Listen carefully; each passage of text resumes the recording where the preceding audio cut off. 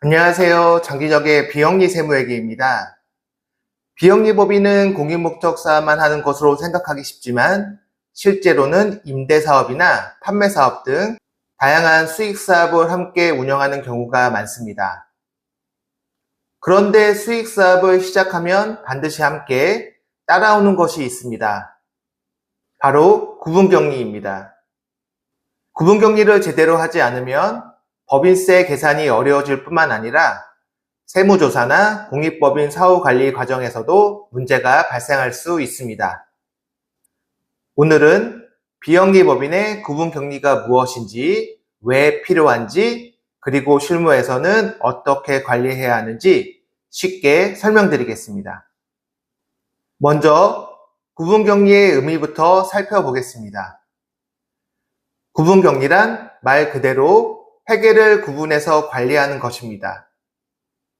비영리법인은 일반 회계와 특별 회계를 구분하기도 하고 정부나 지방자치단체에 위탁사업을 수행하는 경우에는 수탁사업 회계를 별도로 관리하기도 합니다. 특히 중요한 것은 목적사업과 수익사업을 각각 구분하여 회계 처리하는 것입니다. 수익사업에서 발생한 소득은 법인세 과세 대상이 되기 때문에 세법에서는 구분격리를 의무적으로 요구하고 있습니다. 즉, 어느 비용이 목적사업에 사용되었고 어느 비용이 수익사업에 사용되었는지를 명확하게 구분해야 한다는 것입니다. 먼저 재무상태표입니다.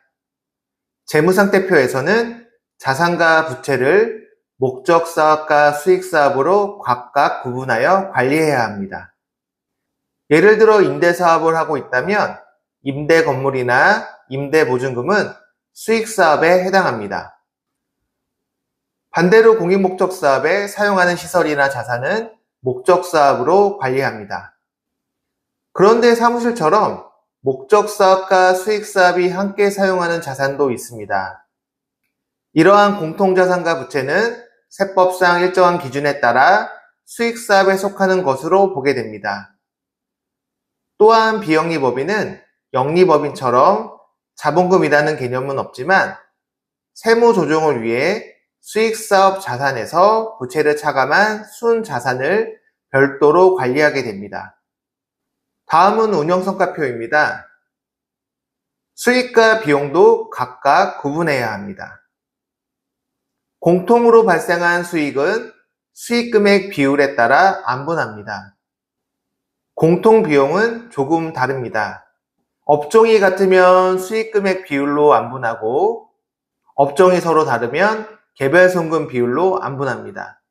만약 이러한 방법을 적용하기 어려운 경우에는 작업시간이나 사용시간, 사용면적 등 국세청에서 인정하는 합리적인 기준으로 안분할 수 있습니다.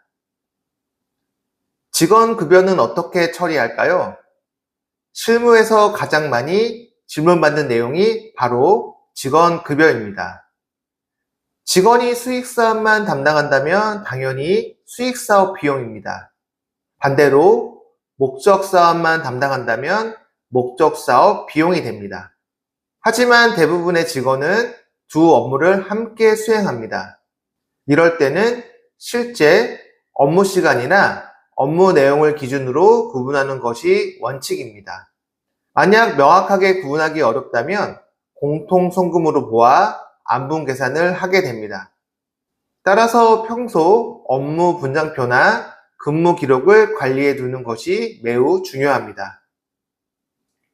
그럼 수익사업의 이익은 어떻게 사용해야 할까요? 비영리법인이 수익사업을 할 수 있도록 허용하는 이유는 그 이익을 다시 공익목적사업에 사용하기 위해서입니다. 따라서 수익사업에서 발생한 이익은 목적사업으로 전출하여 공익목적사업에 사용해야 합니다. 대표적인 제도가 고유목적사업 준비금입니다. 수익사업에서 발생한 소득을 고유목적사업에 사용할 예정이라면 일정한 범위 안에서 송금으로 인정받아 법인세를 절감할 수 있습니다. 또한 공익법인의 경우에는 출연재산을 수익사업에 운영하여 발생한 소득의 80% 이상을 사업연도 종료일로부터 1년 이내에 직접 공익목적 사업에 사용해야 하는 의무도 있습니다. 이 부분을 놓치게 되면 가산세 등 불이익이 발생할 수 있으므로 반드시 관리해야 합니다. 실무에서 꼭 기억해야 할 사항을 정리해 보겠습니다. 첫째, 목적사업과 수익사업은 반드시 구분하여 회계 처리해야 합니다. 둘째, 공통수익과 공통비용은 세법에서 정한 기준에 따라 합리적으로 안분해야 합니다. 셋째, 직원급여는 실제 업무 내용을 기준으로 구분하는 것이 원칙입니다. 넷째, 수익사업의 이익은 목적사업에 전출하여 공익목적사업에 사용해야 합니다. 마지막으로 고유목적사업 준비금과 출연재산 운영소득 사용 의무를 함께 관리해야 세무상 불이익을 예방할 수 있습니다. 오늘은 비영리법인의 구분격리에 대해 알아보았습니다. 구분격리는 단순히 장부를 나누어 작성하는 것이 아니라 비영리법인의 투명한 회계관리와 올바른 세무신고를 위한 가장 중요한 절차입니다. 특히 수익사업을 운영하는 비영리법인이라면 반드시 구분격리 기준을 숙지하고 체계적으로 관리하시기 바랍니다.